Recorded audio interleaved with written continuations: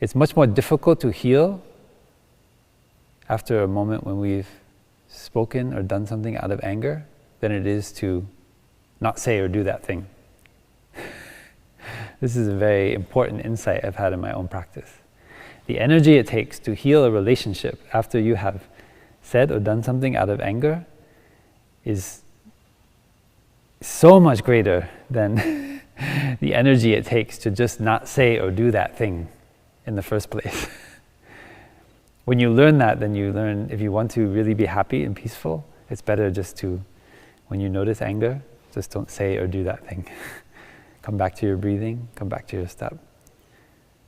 It's not because Brother Phap Luu says that, or because that's what the Buddha says. If you really look with mindfulness in your experience, you see that the energy that you will expend, because eventually,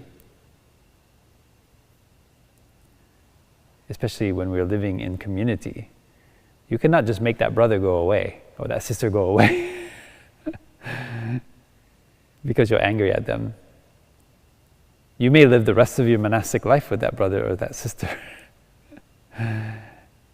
We don't know. You know? And even if you are very far away from them, there will be an obstacle in your mind in relationship to that brother and sister because of things you've said or done. So the better way is to not say, not do that thing out of anger, because the healing process and the reconciliation, there's always, it's never 100%, I can say. I think it's safe to say. There's always a little bit of pain, some residue. We can always forgive each other, but the experience of feeling hurt by someone it stays with us. And it's difficult to completely heal that pain. I shouldn't say never. It's difficult, it takes a lot of effort, and it takes both people a lot of practice and deep looking to really heal from a moment of anger and conflict. So I always bring that to mind now when I'm in a moment and I feel very angry about something because I'm attached to my point of view. Just really think, oh gosh, I know from experience that it takes so much more energy to work to heal that relationship than it takes just to not say or do that thing in the present moment.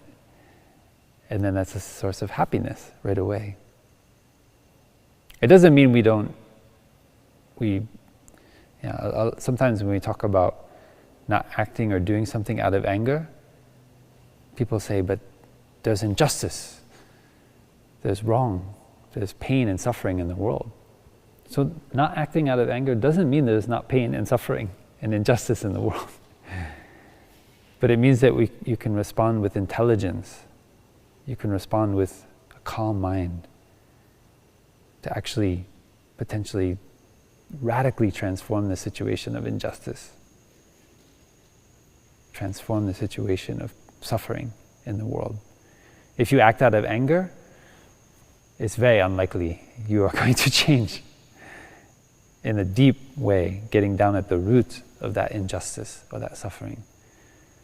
So learning to embrace the anger, to see its root, and then to learn to keep a calm mind, to master your mind. That is the practice of the Buddha.